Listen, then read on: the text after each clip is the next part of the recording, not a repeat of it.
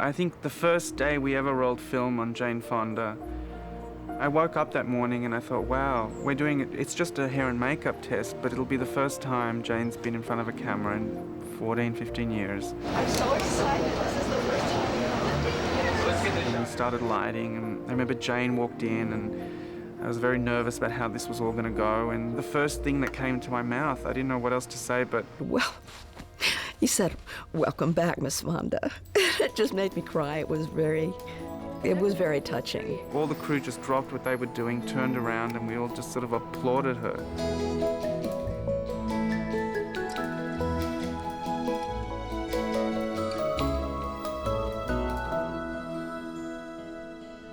The script of Monster-in-Law came in a different way than scripts usually arrive. This one was prefaced with a flurry of phone calls. And it was like, I don't know, this vibe was just sent out and people started calling my agent. I've thought there is fantastic potential here for a movie for Jane, and said, if you want to come back to acting, here's a really juicy part for you. So I started feeling things are different. How would it be if I went back to this profession that I was in for so long? I heard Jennifer was interested in it. They were like, Jane Fonda might be interested to do this. And I was like, that would be really cool. After they said her name, I couldn't picture anybody else. I didn't want to do it with anybody else. It was just perfect. Then Jane read it again and said, I'm for it. Up until then, I really hadn't wanted to go back to work or thought about it. And I think she kind of wanted to know who the kid was that was going to direct her. So I put on my best shirt and went and sat down to lunch with her, and this great thing happens because you sit down and all of a sudden Jane Fonda walks in, and sitting with you is Barbarella and Brie Daniels and all these sort of wonderful characters she's played. My first impression was he could be my son. I've never worked with a director who could be my son. I think I spent the whole lunch just staring at her. She looks great, And I waited till I got to know her a bit, till I sort of asked her, why she left the business. I don't know, I was just sort of, the joy had gone out of it. I was living out of my head, and I had a feeling it would be different now, but so different. I've never played a character like Viola. Congratulations. We meet Viola in crisis at the beginning of the film. Her show's just been cancelled, of which she's been anchor of for some 20-odd years. I've been replaced? Oh, shit! And that just sends her over the edge. And while what she does is completely inexcusable, she's so outrageous that you sort of forgive her and kind of like go along with her because she's just so terrible. I'm sorry, I thought it was air freshener. Jane is an old-fashioned movie star. She grew up in a time where it was not about trailers or your own makeup and hair. I walked into my trailer the first day and it was like, who's my roommate? When there's an hour wait for the lights to be set, she picks up her book, she sits and reads it, she watches, she talks to people on the set.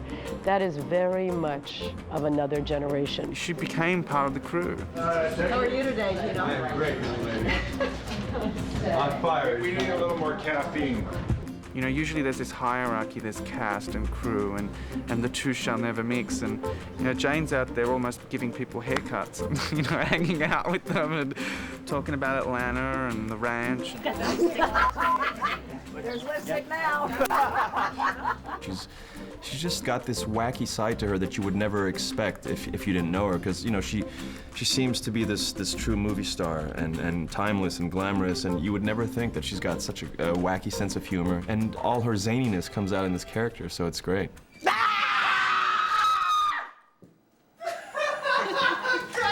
To be able to work with an actress of her legendary status was, for me, going to be very exciting. She brought so much to every single one, and because we had a certain sort of chemistry where we pushed each other, and that's exactly what we needed to make this movie work. Ruby!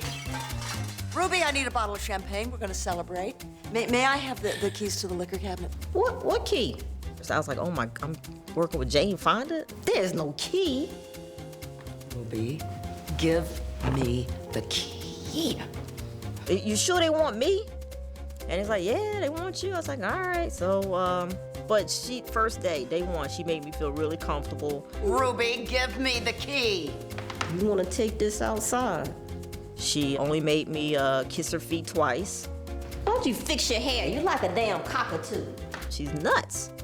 All right, okay, no nuts. The way she does things, for me, that made me love her so much and that made me respect her so much is that there's no halfway, it's like 1,000,000%. Can we do it one more time? I forgot to put the almonds in before. I've enjoyed it a lot, especially during the extremely physical stuff, the fights. Don't touch me, you slut!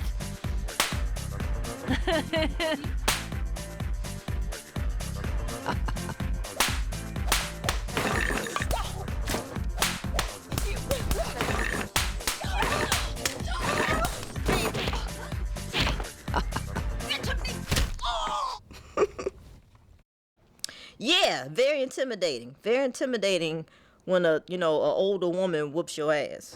Like when I knee her in the groin and she goes down and it wasn't in the script and everybody kind of went, Jane Fonda has this sort of incredible body. She's got the body of a 30-year-old. Hello, everyone. Welcome to the rehearsal dinner. She's in great shape. Great shape. She says she has like a 2,000-acre property, so that's a long walk to get the mail. So I guess that's how she stays in shape. Often is the case, we have to fight age in this business because, it's perceived as not sexy or it's some sort of taboo in Hollywood to sort of show your age. And Jane very honorably said to us, I don't want you to do any of that. I don't want anything special. I want you to film me as a character. And that was really fantastic. She was the real thing. I felt like you don't go any higher after that. When I checked into the Peninsula Hotel, I'm out in the car going to work the first day, and up on a balcony in the front is Jane Fonda saying, "Welcome!" That's goosebump time. It feels like a privilege to be in this movie, just to be part of her big comeback. I mean, she's a real, this is serious. This is Jane Fonda. She hasn't skipped a beat in 14, 15 years that she's been away from this business. 3, 2, 1. That was very nice. I don't think I've ever had so much fun on a film in the 50 films that I've done. I didn't expect it. I didn't think I was going to be this ready to go back to work. This joy has come back into creation.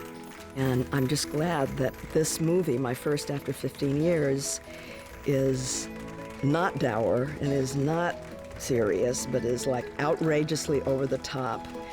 And I've missed her. I like being over the top.